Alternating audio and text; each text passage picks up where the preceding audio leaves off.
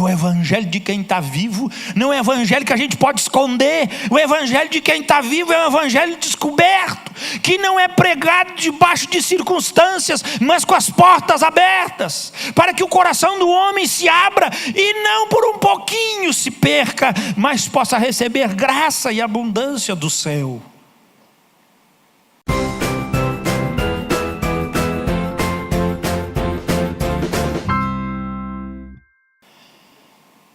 Um dos bandeirantes mais conhecidos do Brasil, seu nome Fernão Dias Pais Leme. Temos ruas com esse nome. Este homem encarou uma das maiores loucuras que se pode imaginar. Durante anos, este homem combateu índios, febres, feras, répteis, lidou com sertanejos extremamente violentos, agiu com todo o esforço que podia. 7 anos, a fio. 7 anos se dedicou entrando e embreando-se nas matas atrás da famosa esmeralda. E naquele dia em que encontrou tais, encheu então o seu bordão, a sua sacola de esmeraldas e voltou para São Paulo. Quando ele chega, depois de conseguir tudo o que ele imaginava, depois de trazer para si o seu valoroso e rico mover de pedras preciosas, aquilo que ele tinha vencido durante aqueles 7 anos, é acometido agora com uma grande febre. Ele começa a suspirar agonizante pela morte. E os que viram morrer diziam que ele, agarrado naquela sacola de couro, queria como se colocar aquelas esmeraldas dentro do seu coração. Mas por tão pouco perdeu todo o valor da sua vida. Tal história é tão conhecida que Olavo Bilac, no poema da página 67 dos nossos clássicos, faz a seguinte narrativa, como poeta que era: foi em março, ao findar das chuvas, 7 anos, combatendo índios, febres, paludes, feras, répteis, contendo só sertanejos rudes, dominando o furor da amotinada escolta. 7 anos. E ei-lo de volta, enfim, com o seu amado tesouro.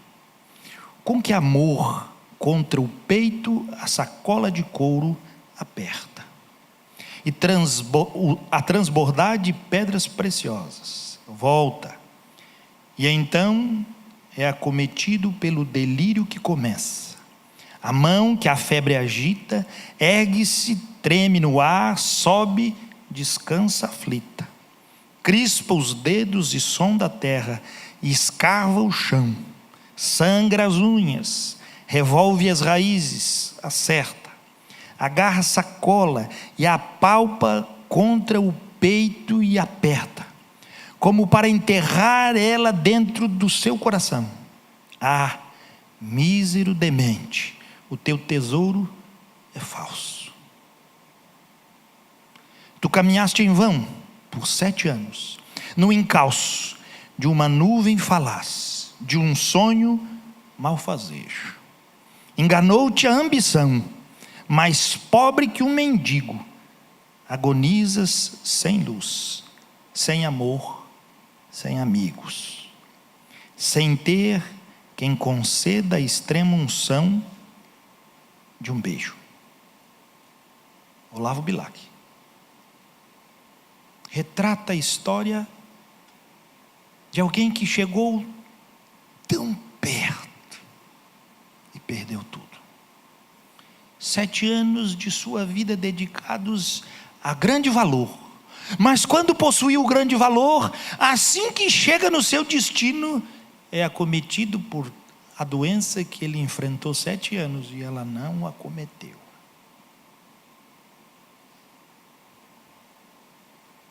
Mísero demente, teu tesouro é falso.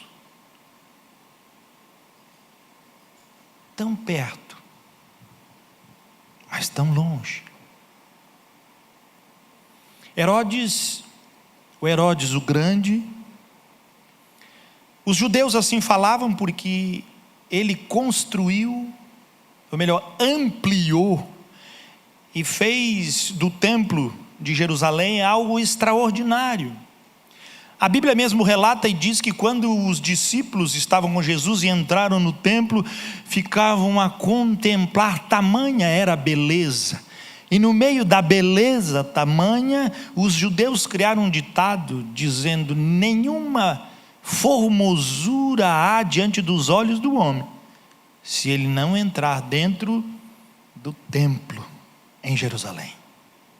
A beleza absoluta. E esse Herodes, por que construiu um templo, sendo ele um idumeu? Por estar próximo aos judeus, foi anunciado que o Messias viria, e aquele homem intencionado com o seu coração, se torna um judeu convertido, um prosélito, e então constrói um belo templo. Mas ele mesmo, esse Herodes o Grande, quando o Messias vem, ele manda matar todas as crianças, com medo de que aquele Messias chegaria no seu lugar. A palavra do Senhor diz que ele morre, ainda quando Jesus era pequeno. E José, orientado por sonho e por anjos, é ordenado que volte para Nazaré, para que se cumprisse as escrituras que diz que ele teria que ser chamado de Nazareno. E então, agora, Agripa I, seu filho, reina. Esse filho, ele conhece todos os trâmites do judaísmo, porque foi criado dentro dele. Ele vê Jesus fazendo milagres, ele ouve a respeito de Jesus, ele conhece João o Batista, ele tem toda a percepção do reino de Deus, chega tão próximo, chega tão perto, mas num dia de festa, ele então sobe para fazer um discurso, e o povo, sabendo do seu ponto fraco, o tesouro dele não eram esmeraldas, o tesouro dele era a glória dos homens, e então ovacionam aquele rei e dizem: não é um homem que fala, mas é um Deus. E ele recebe aquela adoração, e a palavra do Senhor diz que um anjo do céu o feriu naquele momento, e ele morreu, comido de vermes. A Bíblia assim diz.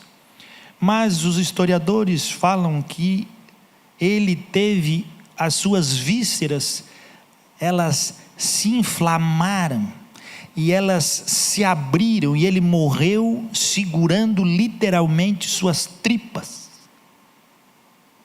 Uma dor terrível, totalmente acabado.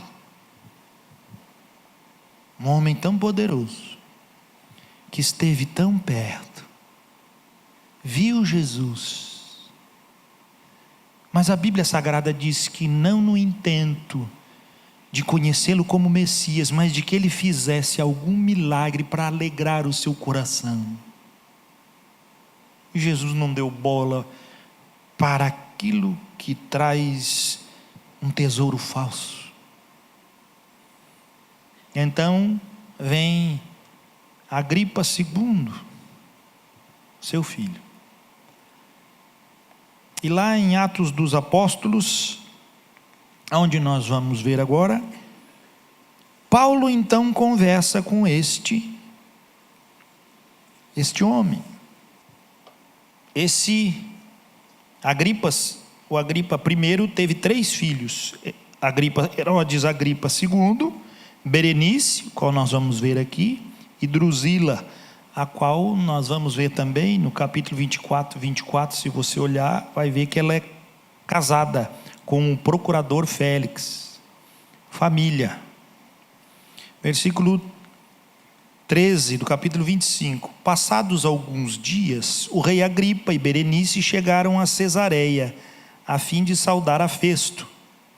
Como se demorassem ali alguns dias, Festo expôs ao rei o caso de Paulo, dizendo: Félix deixou aqui preso certo homem, a respeito de quem os principais sacerdotes e os anciãos dos judeus apresentaram queixa, estando eu em Jerusalém, pedindo que o condenasse.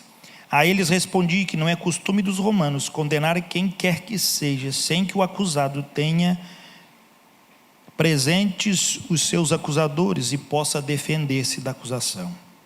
De sorte, chegando eles aqui juntos, sem nenhuma demora, no dia seguinte, assentando-me no tribunal, determinei que fosse trazido o homem. E levantando-se os acusadores, nenhum delito referiram dos crimes de que eu suspeitava. Traziam contra ele algumas questões referentes à sua própria religião, e particularmente a certo morto, chamado Jesus, que Paulo afirmava estar vivo. Estando eu perplexo quanto ao modo de investigar estas coisas, perguntei-lhe se queria ir a Jerusalém para ser ali julgado a respeito disso. Mas havendo Paulo apelado para que ficasse em custódia para o julgamento de César, ordenei que o acusado continuasse detido até que eu o enviasse a César. Então Agripa disse a Festo: eu também gostaria de ouvir este homem. Amanhã, respondeu ele, o ouvirás. De fato, no dia seguinte, vindo Agripa e Berenice com grande pompa, tendo eles entrado na audiência juntamente com oficiais superiores e homens eminentes da cidade, Paulo foi trazido por ordem de Festo. Então disse Festo: Rei Agripa, e todos vós que estáis presentes conosco, vede este homem, por causa de quem toda a multidão dos judeus recorreu a mim, tanto em Jerusalém como aqui, clamando que não convinha que ele vivesse mais. Porém eu achei que ele nada praticara possível de morte. Entretanto, tendo ele apelado para o imperador, resolvi mandá-lo ao imperador. Contudo, a respeito dele nada tenho de positivo que escreva ao soberano. Por isso eu o trouxe à vossa presença, e mormente a tua, ó rei Agripa, para que, feita a arguição, tenha eu alguma coisa de escrever, porque não me parece razoável remeter um preso sem mencionar ao mesmo tempo as acusações que militam contra ele. A seguir, Agripa dirigiu-se a Paulo e disse: é permitido que uses da palavra em tua defesa. Então Paulo, estendendo a mão, passou a defender-se nestes termos: tenho-me por feliz, ó rei Agripa, pelo privilégio de hoje, na tua presença, poder produzir a minha defesa de todas as acusações feitas contra mim pelos judeus. Mormente porque és versado em todos os costumes e questões que há entre os judeus. Versado, ele conhecia tudo a respeito dos judeus.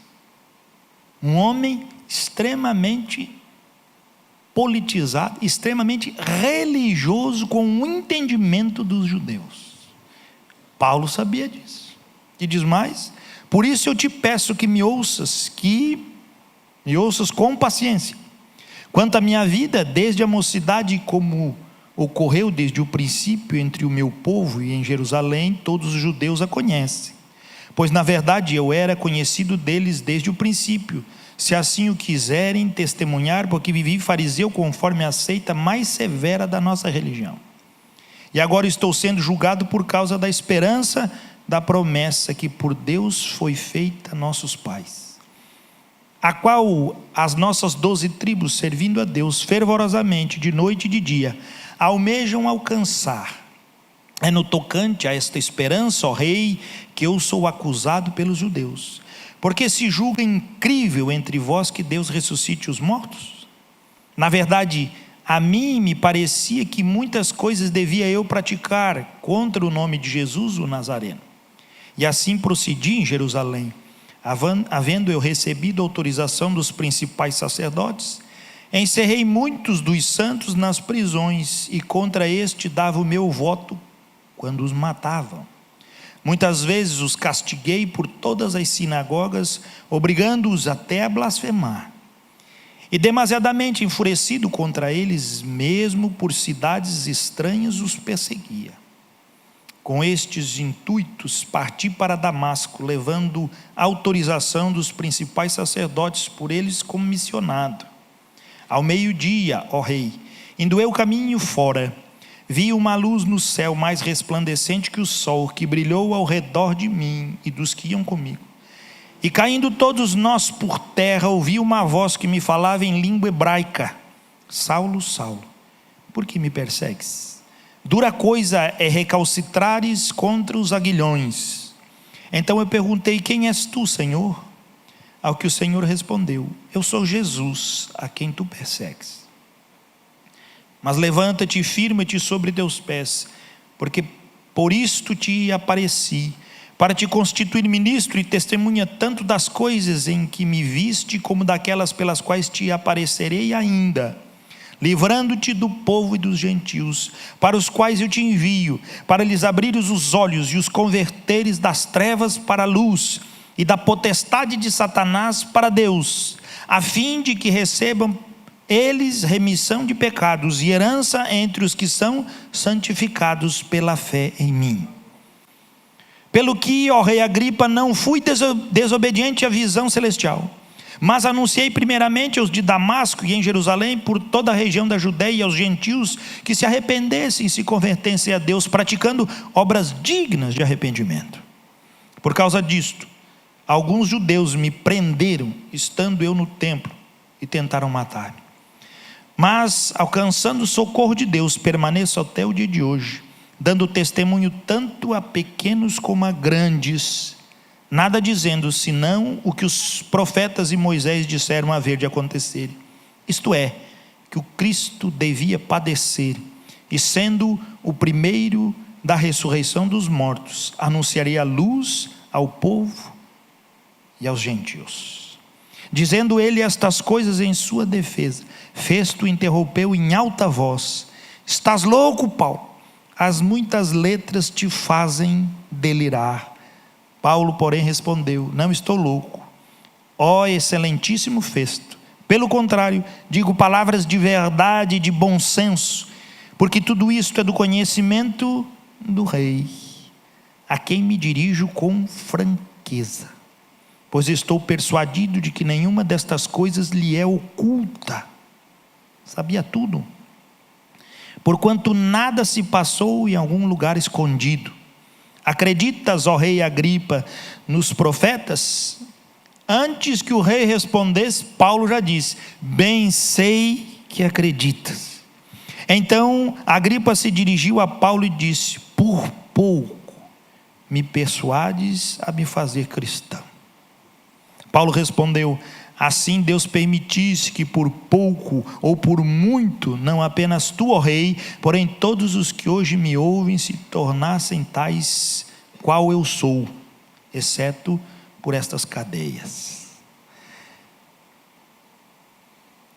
Agripa conhecia muito bem o evangelho, e Paulo sabia muito bem que ele conhecia. Ele era versado, como diz o texto, e conhecedor do evangelho.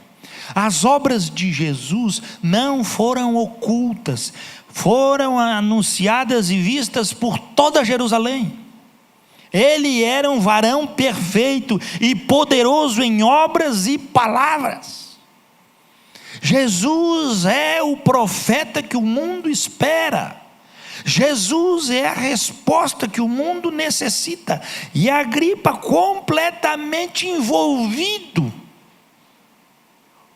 com a verdade, sinceridade, franqueza que Paulo assim explanava a sua vida e o seu encontro com Cristo, a sua pompa foi o que impediu, tão pouco, ele não conseguiu chegar à salvação.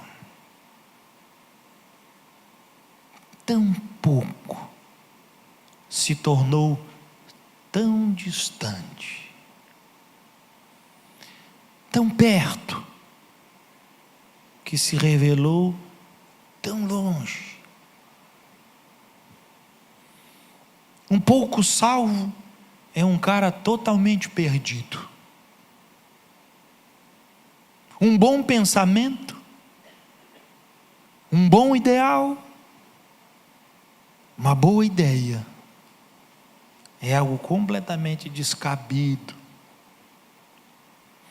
Porque Paulo diz, versículo 18, ele foi enviado por Jesus Cristo para abrir os olhos e os converteres das trevas para a luz. Poderia terminar aí, mas ele continua, e da potestade de Satanás para Deus. Todas as nossas escolhas são simples, e elas precisam ser definidas.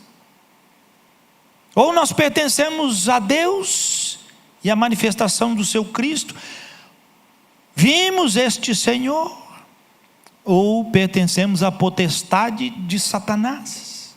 Esse domínio que, quando o evangelho é descortinado diante dos olhos de Agripa, e ele é quase que convencido, Festo interrompe com um grande grito dizendo: para, Paulo. A palavra não diz, mas para mim, se Festo não grita, ele era o primeiro a ir para o saco ali. Pode fechar a boca do negócio que ele caía. Ele diz: Paulo, para de falar isso.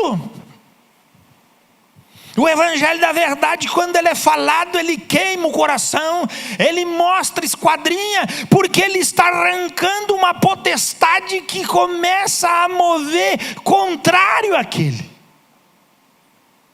E o evangelho é poderoso para quebrar correntes. Paulo estava acorrentado diante de Festo e de Agripa, mas era livre no seu espírito para pregar que ele viu o Cristo e depois o veria muitas outras vezes. E Festo diz: esse maluco, esse judeu diz que Jesus, aquele que morreu, anda vivo por aí. Ele está dizendo que está morto, mas ele diz que está vivo. E ele dá o testemunho. Paulo o quê? E não apareceu uma vez, várias vezes ele apareceu para mim. Sabe por quê? Porque ele está vivo. E o evangelho de quem está vivo não é evangelho que a gente pode esconder. O evangelho de quem está vivo é um evangelho descoberto, que não é pregado debaixo de circunstâncias, mas com as portas abertas, para que o coração do homem se abra e não por um pouquinho se perca, mas possa receber graça e abundância do céu. Para Paulo de falar, porque é por muito pouco. Mas Paulo é usado pelo Espírito com a sabedoria. Ele diz: tu crês? Sim, eu sei que tu crê. Ele coloca o grande rei com toda a sua pompa na parede. Ele diz: o evangelho que tu sabes. Imaginou, gente? Seu pai estava no palácio, ele estava em Jerusalém, ele foi apresentado a Jesus. Os discípulos, você imaginou? Ele foi criado naquele meio. Tu imagina o alvoroço em Jerusalém? Tudo que Paulo está dizendo, a Agripa está pensando e revendo. É verdade. E Paulo é severo, não colocando a sua palavra como sentença, mas aquilo que os profetas falaram, porque ele era versado em todas as profecias dos judeus, ele conhecia muito bem. Por tão pouco, aquele homem não vem. E a fama dos Herodes, que não é um nome físico, é uma tutela, é uma designação do imperador romano, era um título. Todos os três são Herodes. Este título de um homem grande, este menino, conseguiu ser criado com tudo o que tinha de bom e de melhor, mas o seu coração estava inclinado. Os historiadores dizem que ele foi educado em Roma, e lá em Roma, você pode imaginar, a glória de Roma, ele viu. Os deuses romanos, ele viu. A glória e a pompa do exército conquistador romano, ele viu. Mas quando ele volta para Jerusalém, para que os seus olhos pudessem se fortalecer naquelas coisas que ele ouviu quando era criança. Saudosismo, tão pouco fez aquele homem perder tamanha graça. Esse título, esta ação, essa glória, essa pompa, não há mais nenhum relato de nenhum descendente que continuou reinando na Judéia. Porque quando Jerusalém caiu todos aqueles que perante Roma estavam ligados ao culto e ao templo judaico. E eles estavam ligados, e eles eram versados em tudo. E Roma não ficou pensando, não, ele é um crente, ou melhor, ele é um judeu, mas não participa. Roma não quis saber. Roma destitui todos, e não se ouve mais nada de nenhuma linhagem deste do meu. Sumiu, acabou-se. O grande se aproximou, porque cria nas profecias esperando o Messias. O Messias chegou, mandou matar. O filho viu todas as coisas, mas trocou todas elas pela glória de ser ovacionado uma única vez por uma multidão tola que o chamava de Deus. E o neto, por tão pouco, perdeu o mistério do Evangelho que chegou até ele. Simples. O Evangelho está à nossa disposição, irmãos, todo o tempo. Mas nós temos errado por tão pouco. Tão pouco deixamos de fazer as coisas que têm valor. Por tão pouco trocamos o nosso momento de comunhão com Deus por um pouco mais de sono. Por tão pouco perdemos a revelação das Escrituras no nosso ser para a vida, nos libertando completamente de todo emaranhado das potestades de Satanás. Por tão pouco trocamos as trevas pela luz. Por tão pouco não conseguimos usufruir de tanto que Deus tem para nós. Olhe a diferença. Paulo, o convertido no caminho de Damasco, agora prisioneiro. Aquele que dava o veredito positivo para todos que se inflamavam para matar os seguidores de Jesus. Agora, conhecedor de Jesus, convertido, se torna o pregador e o apóstolo dos gentios. Agripa, aquele que viu tudo a respeito de Jesus, mas escolheu como um tolo os desígnios do seu coração. Por tão pouco, ficou com toda a pompa do seu reinado e perdeu a glória do reino que Paulo anunciava. Não o reino que os olhos podiam ver, porque não possuíam pompa. Mas Paulo, com as mãos algemadas, manifestava com certeza, com absoluta certeza, a maior honraria que um servo do Evangelho da verdade pode ter: o testemunho da sua fé.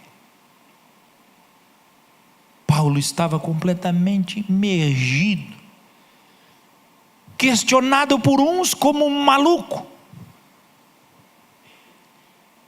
aplaudido por outros como profeta e apóstolo de Jesus. Por tão pouco, Paulo é lançado no caminho de Damasco e se torna uma coisa extraordinária. E Agripa, de uma coisa extraordinária, por tão pouco, é lançado ao desconhecimento, é lançado ao completo esquecimento, por nada. Um por tão pouco vislumbra a glória de um reino eterno, outro por tão pouco é dominado por potestades satânicas que impedem de ver, que o impedem de crer, que o impedem de ser. Tão pouco, mas que pode custar tanto para cada um de nós. O nosso erro como igreja, o nosso erro como cristão, não é o muito, mas é o pouco. Nosso coração precisa não de muito, mas ele precisa de pouco. A nossa vida precisa. Nada de extraordinariamente grande, mas o extraordinário da simplicidade de Cristo. Somos que nem Fernão Dias, lutamos a nossa vida toda, e quando chegarmos na hora da morte, vamos querer colocar tudo da nossa vida no coração para ver se vamos conseguir levar, mas não pode. Ou, na jornada da nossa vida, vamos ter um coração que quando chegar a morte, ele já está cheio com a vida eterna, que chegou até nós por Cristo Jesus. Qual o pouco que nós vamos escolher? Não se esqueça, pouco se erra muito, mas para acertar, falta muito pouco. Assim Jesus falou para o moço rico que chegou também ao seu redor: o que eu preciso fazer para alcançar a vida eterna? E Jesus diz: guarda os mandamentos. Eu faço. E Jesus o ama e diz: falta-te um pouco. Para ser sincero, uma coisa só. Vai, meu filho, vende tudo que tem, distribui aos pobres, depois vem e segue-me, então terás um tesouro no céu. Pouco, muito pouco, mudou a história daquele homem? Um pouco. Errou o alvo de toda a sua vida. Seguia Deus, guardava os mandamentos e fazia isso, diz o texto, todos os dias, desde a sua mais tenra idade. Era crente, mais crente que muito crente, mas por um pouquinho ele perdeu um grande tesouro no céu. Qual é o nosso alvo? Qual tem sido a nossa esperança? Qual tem sido a ação do nosso coração? Se não for para te servir, deixa aqui. Se eu quero